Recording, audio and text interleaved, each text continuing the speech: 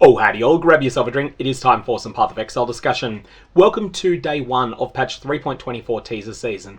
I think it looks like we're going to start getting teaser information every day from now on, although of course I'm not a mind reader and Grinding Gear Games haven't made any firm announcements that there's going to be daily teasers. It's just that that's the way they've tended to do things in the past. As often as there's teasers worth commenting on though, I will put out a video on them. Today had a quality of life change, but it's one of those quality of life changes that has a couple of downsides as well.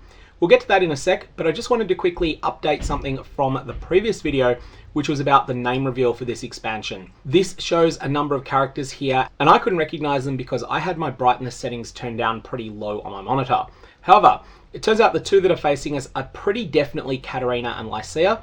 So Catarina, the one that's all skeletal, and Lycia, the one that's holding the Winds of Fate unique staff. Now there's also 3 facing away from us, and they are bowing in abasement to Catarina and Lycia. And it is speculated that these appear to be, and this is a bit less certain, definitely Amanamu, Liege of the Lightless in the middle. That's one of the Abyss bosses. And the other 2 of them seem to probably be Ulaman, Sovereign of the Well, another Abyss boss, and Kurgal, who is the Abyss-themed boss that is found inside the Delve Mines. Now there's been a bit of speculation that we might see Uber versions of some or all of these fights added in patch 3.24, although that is entirely speculative. And there's also some speculation that we might see Tecrod, who is the last of the Abyssal Liches, who is not currently in-game, except as a reference on the unique jewel Tecrod's Gaze. So that's some additions to the Day 0 video, but now let's get back to Day 1, and this is going to be the changes to the Pantheon. The way the Pantheon works at the moment is that it is completely separate character to character. You work your way through the campaign, and then if you want to spend a Divine Vessel to upgrade any of the particular Pantheon powers, you need to do that once you're in the maps, and you need to acquire separate Divine Vessels for every character, and you also need to separately run those maps on every character that you want to upgrade your Pantheon on.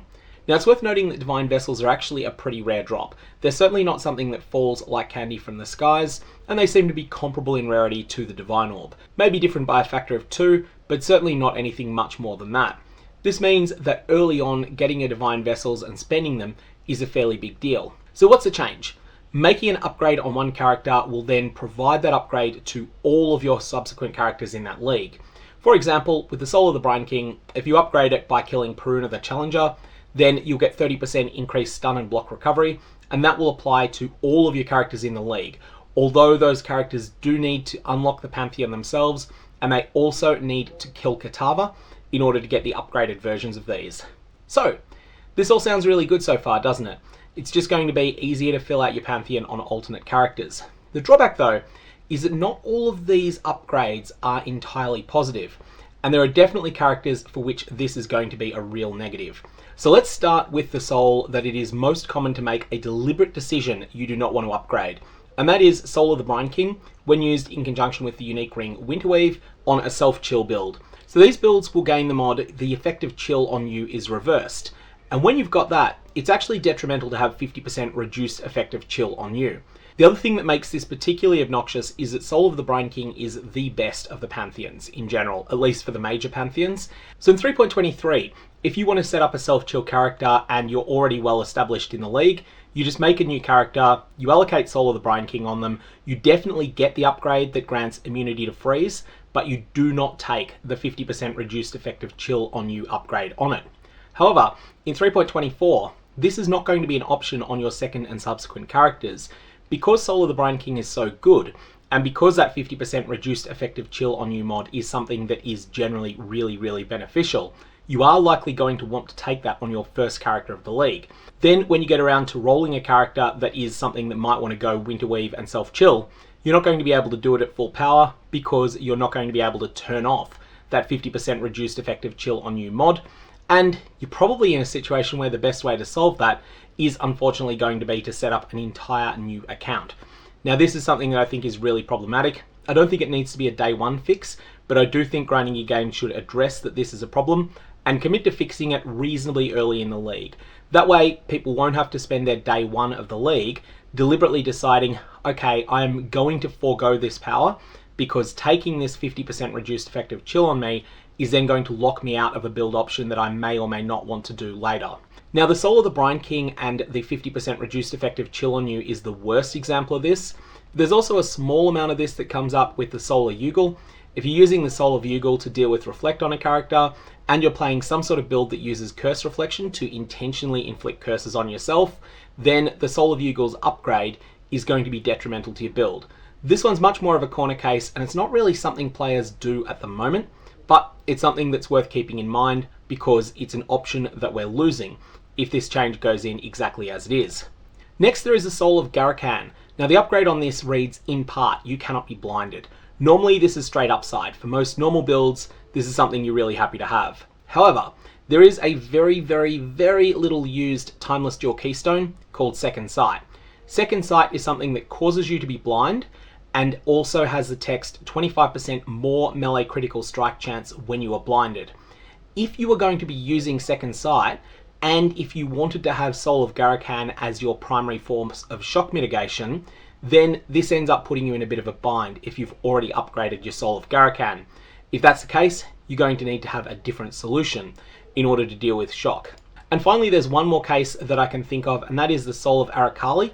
And this thing has the text debuffs on you expire 20% faster. Again, for most builds, this is a strict upgrade, but there's a couple of extreme corner cases, like if you're using the unique amulet Tainted Pact and you're zapped by the Rogue Exile that applies chaos damage over time spells to you, or probably more significantly if you're using the unique cluster jewel Natural Affinity. Now, my overall thoughts on this is that this is going to be a net positive for the player base, this change, but it is something that I do think Grinding Gear Games should put out a non-urgent fix to, so that players can turn off these upgrades to their Pantheon if they want to. I personally am fine if that gets delayed until patch 3.24.1, but I do think it's something that should be present by then, so that players can upgrade their Pantheon safely, knowing that they get the benefits, but that if those benefits start becoming detrimental, that there'll be a fix in the works that they can then deal with it later. Last thing I want to see is a situation where people are saying on day one, I've gone and upgraded my Pantheon and now I've bricked my account, I can't play the second character I was wanting to play, and the only advice you can give those players is, bad luck, go make a new account. Now, there's a couple of other things that come out of this video as well. I always like looking through frame by frame to see if Grinding Gear Games have hidden anything. I don't think they've really deliberately hidden a lot here, but we can tell a little bit about which maps are going to be on the Atlas in patch 3.24 here.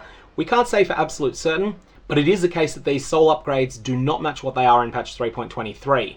This could mean a couple of things. It could mean that the Tropical Island and Underground Sea maps, which are two of the maps that provide upgrades for Soul of the Brine King, that these have been removed entirely from the Atlas in patch 3.24. If that's the case, that would actually be unprecedented for Underground Sea, because Underground Sea is the base that is tied to the unique map Ober's Cursed Trove. However, it could also just mean that there's been a shuffling around, and those maps may still be on the Atlas. What we can say though with absolute confidence is that the Atoll map, the Estuary map, and the Reef map will all be in patch 3.20. Now, one last thing I've noticed though, and this might be more significant. If we have a look at this character that's shown 12 seconds into the video that Grinding Gear Games put out, and I will put a link to that video down below, you'll see that this is a rage-based character that is using a psychotic axe and a sword, and they also have the fairly rare unique belt Bear's Girdle. In short, this is a somewhat geared character.